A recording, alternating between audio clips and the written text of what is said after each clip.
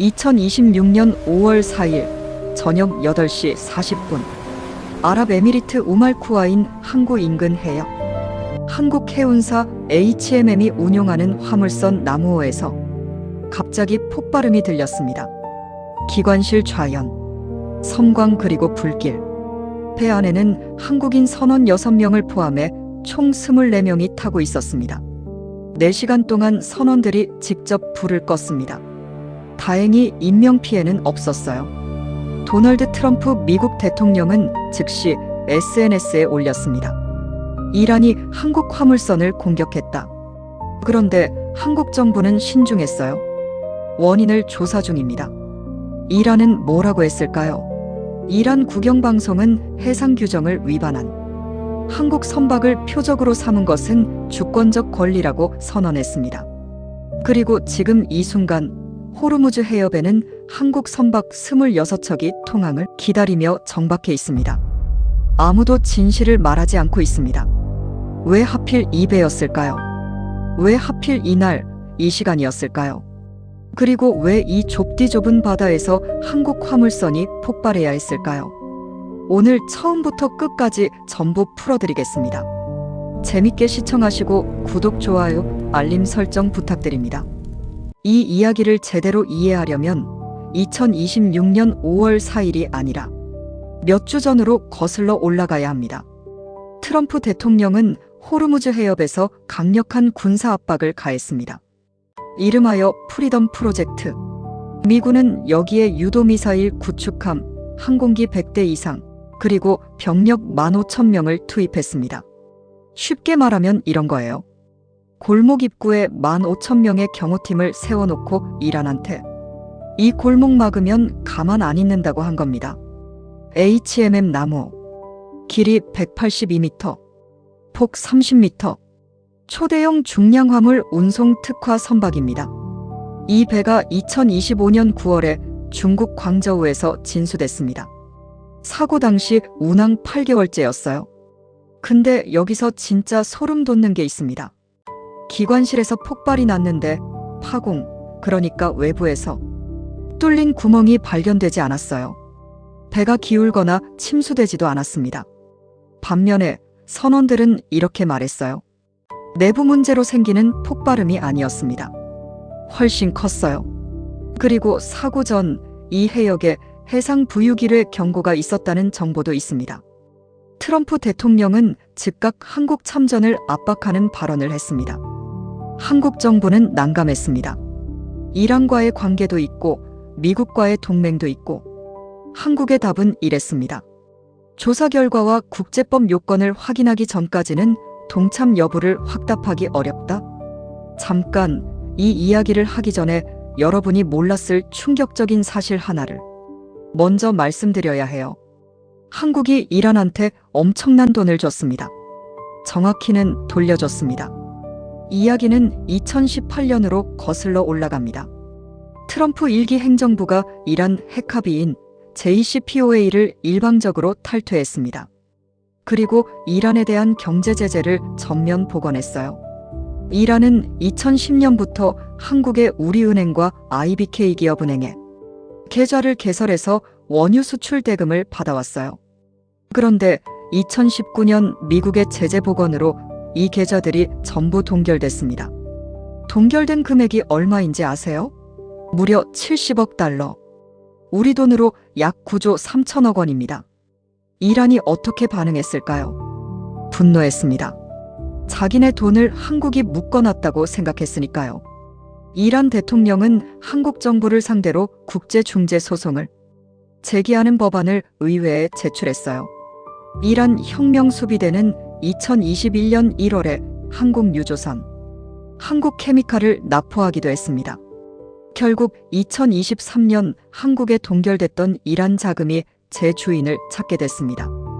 우리은행과 기업은행에 묶여있던 60억 달러, 약 8조 원이 스위스에서 유로화로 환전돼 카타르 소재 이란 은행 계좌로 이체됐습니다. 이 돈은 이란의 유엔 분담금, 코로나 백신 구매 등 공적 목적으로만 쓴다는 조건이었어요. 여기서 역사의 잔인한 농담이 시작됩니다. 한국이 미국 제재를 따라 이란 돈을 5년간 묶어놨다가 결국 돌려줬는데 3년 후에 그 이란이 한국 화물선을 공격했을 수 있다는 겁니다. 미국 눈치 보다가 이란과 사고, 이란 달래다가 미국 눈치 보는 딱 한국이 처한 상황이에요. 자, 이제 이 이야기의 진짜 핵심으로 들어갑니다.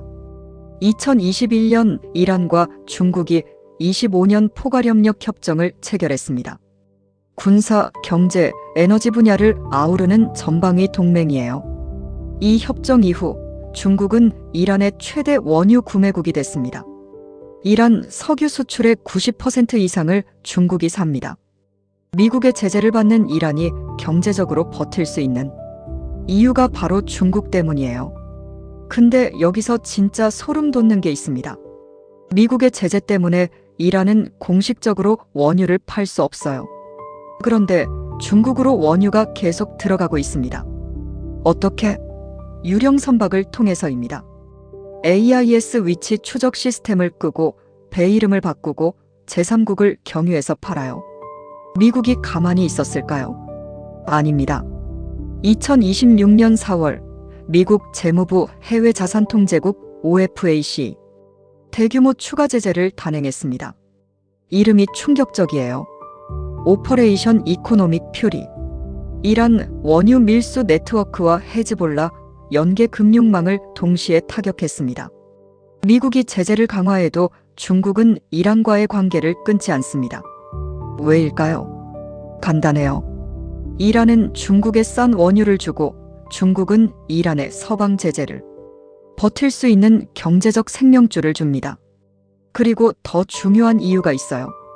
이란이 호르무즈를 통제함으로써 미국과 미국 동맹국들의 에너지를 인질로 잡아줍니다. 중국 입장에서는 공짜로 미국을 압박하는 카드를 가진 거예요. 자, 이제 가장 큰 그림을 보겠습니다. 미국 매체들이 이 상황을 어떻게 보는지 아세요?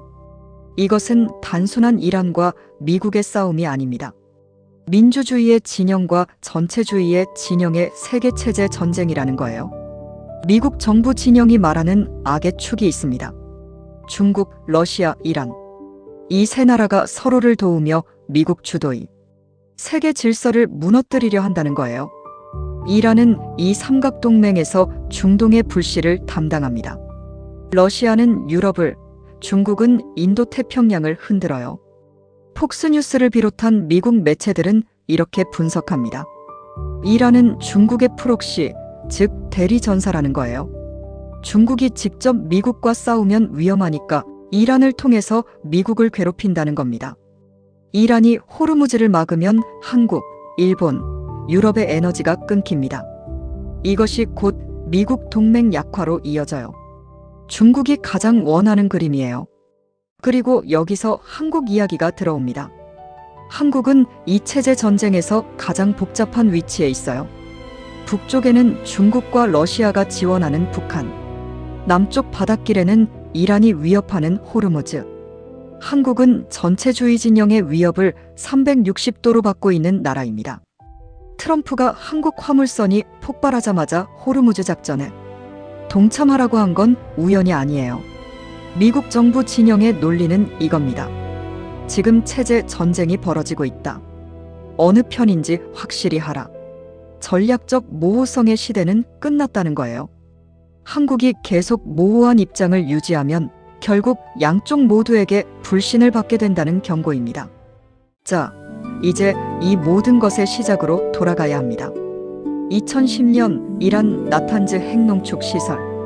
이 시설의 엔지니어들이 이상한 일을 겪기 시작했어요.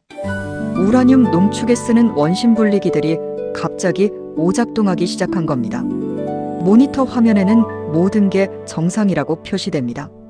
그런데 실제 기계는 망가지고 있었어요. 2010년 한 해에만 이란의 원심 분리기 약 1000개가 교체되거나 폐기됐습니다. 전체 원심 분리기의 5분의 1이에요. 엔지니어들은 몇 달째 원인을 찾지 못했습니다. 기계 결함인가? 부품 불량인가? 아니면 스파이가 있나? 몇 달 후 벨라루스의 한보안 회사가 이란 컴퓨터에서 이상한 코드를 발견했습니다. 분석하기 시작했는데 경악스러운 사실이 드러났어요. 이 코드의 크기는 500KB. 당시 악성 코드 기준으로 전례 없는 크기였습니다. 4개의 제로데이 취약점. 전문 해커도 하나 찾기 어려운데 4개나 있었어요. 이름이 붙여졌습니다. 스턱스넷. 스턱스넷이 어떻게 작동했는지 설명해 드릴게요. 제어 화면에는 모든 게 정상이라고 가짜 데이터를 보내고 실제 원심 분리기는 비정상적으로 과속 회전시킵니다. 분당 1064Hz에서 1410Hz로. 그러다가 갑자기 202Hz로 뚝 떨어뜨립니다. 이런 엔지니어들은 화면을 보면서 모든 게 정상이라고 생각하는데 실제로는 기계가 스스로 파괴되고 있었던 겁니다. 나중에 여러 보도와 내부 증언을 통해 스턱스넷의 배후가 드러났습니다. 미국과 이스라엘. 코드명은 오퍼레이션 올림픽 게임.